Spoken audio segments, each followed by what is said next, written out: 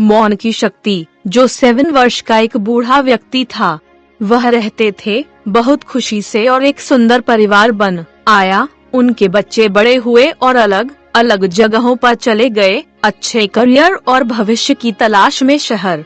वह आदो को लेकर एक छोटे से गांव में रहता था। उसकी मृत पत्नी का जो के पास 4 ग्रैंड थे बच्चे और वे उन के दौरान उनसे मिलने जाते थे। छुट्टियां और यह छुट्टियों का समय था और जो था अपने दादा के आगमन का बेसब्री से इंतजार कर रहे हैं बच्चे। वह अपने घर को इसके लिए तैयार कर रहा था। बच्चे घर की सफाई करना, बगीचे की घास काटना, घरेलू सामान को पुनः व्यवस्थित करना, खरीदना, पसंदीदा भोजन, बच्चों के लिए पोशाकें आदि व्यस्त व्यवस्थाओं में उन्होंने अपना चहेता खो दिया। घड़ी, पुरानी घड़ी। यह घड़ी उनकी मृत पत्नी ने उन्हें उपहार में दी थी। उनके पहले बच्चे का जन्म हुआ, जो ने इसे संजोया। देखो, और उसके बाद यह उसका एकमात्र साथी बन गया। उसकी पत्नी की मृत्यु, वह गुम हुई घड़ी को भूल गया और खुश हो गया घर पर बच्चों को प्राप्त करना। यह केवल था। अगले दिन जब वह नहाने जा रहा था तो वह दाया की घड़ी गायब थी।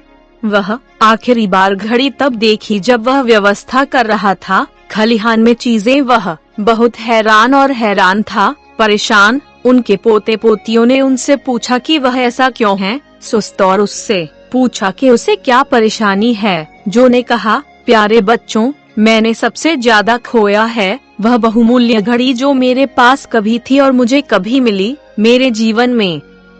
हाँ, आपकी दादी और मैंने उपहार में दिया था। घर की सफाई करते समय खो गया। मुझे ऐसा लगता है जैसे मैं हूँ। मुझे अपना दिल याद आ रहा है। जो रो रही थी और बच्चों ने वादा की या था उससे कहा कि वे उसके लिए घड़ी खोजेंगे। एक पोती ने पूछा, दादाजी, क्या आप याद रखें आपने आखिरी बार घड़ी कब देखी थी? पहले यह गायब था। जो ने बताया, मुझे लगता है जब मैं सफाई कर रहा था खलिहान।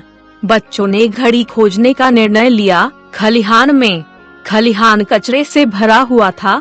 सामग्री, किताबें, स्क्रैप, टूटा हुआ फर्नीचर आदि। बच्चों ने 2 घंटे से अधिक समय तक खोजा, जो और एक नौकर की मदद से, लेकिन नहीं कर सका इसे खोजें। जो पूरी तरह बिखर गया और बच्चों से कहा कि वे खोजना बंद कर दें। कुछ नहीं मिला। बच्चे भी बहुत दुखी हुए और सांत्वना दी। दादा, एक पोता फिर से खलिहान में चला गया और जो ने पूछा कि वह दोबारा वहाँ क्यों जा रहा है। छोटे लड़के ने दूसरों से अनुरोध किया कि वे उसका अनुसरण न करें और चुप रहो, जबकि अन्य लोग थोड़े आश्चर्यचकित थे। फिर भी उन्होंने जो कहा उसका पालन किया। छोटा लड़का गया खलिहान और चुपचाप वहीं बैठ गया। बाकी बच्चे उसके पास पहुँचे और उससे पूछा वह क्या कर रहा था, और छोटे लड़के ने पूछा, उन्हें शोर नहीं मचाना है। इसके बाद वह करीब मिनट तक वहाँ बैठे रहे। अपने दादा के पास दौड़ा। हाँ, उसे मिल गया। देखो, और खुशी से जो को दे दिया। वह आश्चर्यचकित हुआ और पूछा कि वह कैसे सक्षम है इस एक ही मात्रा खोजने के लिए। छोटे लड़के ने उत्तर दिया, मैं वहीं बैठा था बिना शोर किए और खलिहान ऐसा था चुपचाप। कुछ मिनटों के बाद मैंने टिक सुनी। टिक की आवाज आई और घड़ी मिल गई। जो ने उसे गले लगाया और छोटे लड़के को धन्यवाद दिया। यह मौन की शक्ति है। अगर हम शांत रहें, हम इसका समाधान बहुत आसानी से पा सकते हैं।